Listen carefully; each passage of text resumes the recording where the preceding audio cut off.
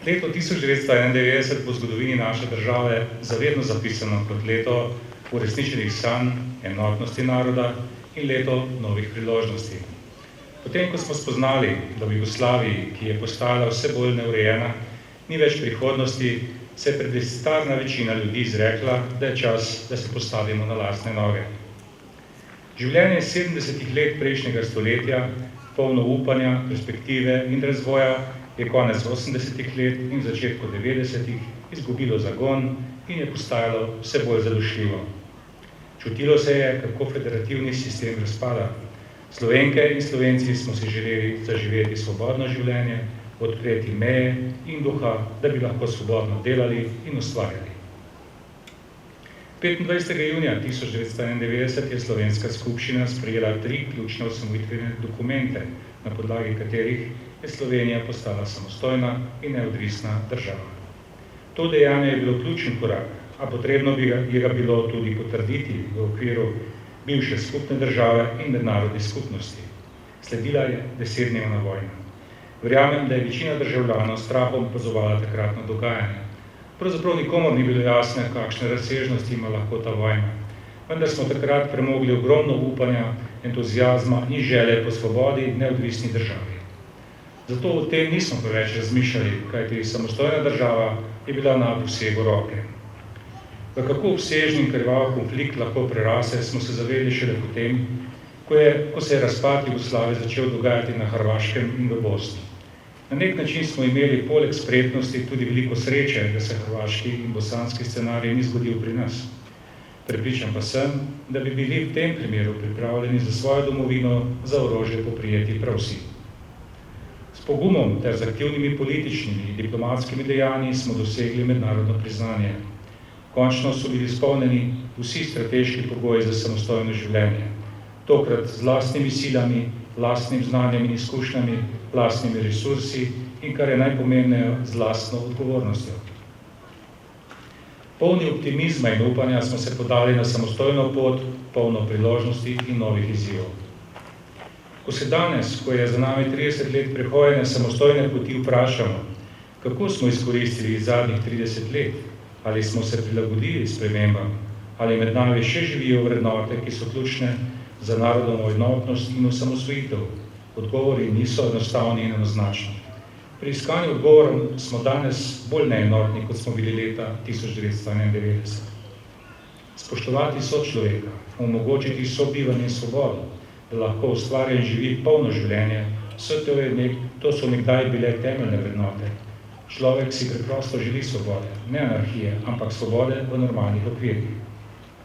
Prepričani smo bili, da bo svoboda duha in gibanja prišla samodejno z dnem osamosvojitve.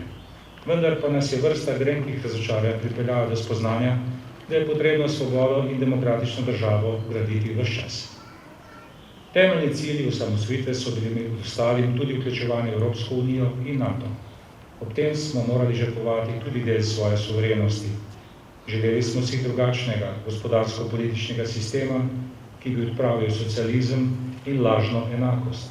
Tudi to je prineslo spoznanje, da obstaja tudi pretirana neenakost kot antipod pretirane enakosti. Želeli smo si zasebne lastnine in danes je lastnina malik, ki je iz družbe izrinil vrednote, ki smo jih nekoč imeli za samoumevne. V zadnjih letih smo priča omejevanju, ki z epidemijo se še stopnjuje. Pravzaprav smo postali na nek način policijska država in to gotovo ni tisto, kar smo sanjali in kar smo si želeli. Zgodovinarji in tudi politika pogosto omenjajo izraz tranzicija, torej sprememba, ki pa ni le institucionalna in sistemska, ampak tudi in predvsem družbena. Opozarjajo, da je tranzicija predvsem silna sprememba v glavah ljudi, ki se morajo navaditi na drugačne odnose, nova razmerja, se soočiti z uspehi, pa tudi z razočaranji. Velika je odgovornost politikov, če to priznajo ali ne. Se njihovo obnašanje, dejanja in vzorci prenašajo na državljane. Zato je zelo pomembno, kakšna sporočila pošiljajo državljanom. Medsebojno spoštovanje, kultura dialoga in izvajanje demokracije v našem parlamentu in drugih državnih inštitucijah se odražajo v razmišljanju in odnosu državljanov do države in naše družbe kot celote. Prav bi bilo, da bi politiki znali poleg pohval sprejeti tudi odgovornost za napake in zanje vsaj moralno odgovarjati. To je odlika vsake zrele demokracije. Prepričan sem, da bo čas prinesel tudi višjo politično kulturo in pripravljenost sprejeti odgovornost za svoje odločitve. Šele na podlagi odgovornosti in posledic za neodgovorna dejanja bo zaupanje državljank in državljanov v državo večje. Zaupanje pa je pogoj za dobro sodelovanje. S sodelovanjem bomo gradili nove odnose in skupne cilje, s tem pa tudi nova poglavja v življenju naše države. Vsaka družbena ureditev prinaša s sabo dobre in slabe stvari. In to spoznanje je del zorenja naše družbe kot celote. Dejstvo je, da še vedno odraščamo kot država in kot družba. To pa je tudi del opravičila, da so naši ideali iz leta 1991 še vedno neuresničeni. Če pogledamo stališča posameznega državljana, kot posamezniki prav gotovo živimo mnogo bolje, kot smo živeli konec 80-ih let prejšnjega stoletja. Vse bolj pa imam občutek, da smo za dobro družbe kot celote pripravljeni narediti vse manj. Kot družba smo postali vse bolj zaprti in v svoj ozki krog individualizma. K temu je v zadnjem letu pripomogla prav gotovo tudi epidemija, a svet se počasi prebuja in čas je, da se prebudimo in odrastemo tudi v Sloveniji, kot posamezniki in kot družba. Krizna obdobja so čas za streznitev, za podroben pogled vsak vase in družbo kot celoto in čas za zavedanje, ter krivulja uspeha in razvoja ne gre vedno samo navzgor. V slabih in težkih časih se lahko poberemo le skupaj. Pomembno je spoznanje, da je ključen prav vsak posameznik, da prispeva po svojih zmožnostih in sposobnostih. Besede velikega Slovenca Ivana Cankarja, ki je sicer v drugačnih okoliščinah izrekel le nekaj mesecev pred svojo smrtjo, so še kako aktualne, citiram. Narod potrebuje v teh težkih časih vse svoje sile, kliče vse in vsakoga. Če kdaj, v teh časih je potreba, da si zvesto pogledamo iz obraza v obraz, da si sežemo roke, se strnemo v eno vrsto. Konec citata. A tudi ta kriza, kot vsaka, se bo enkrat končala. In takrat bomo, upam, mnogo bolj izkušeni in na naslednjo veliko bolj pripravljeni. Spoštovani, ne glede na vse, se moramo in smemo biti ponosni na svojo državo.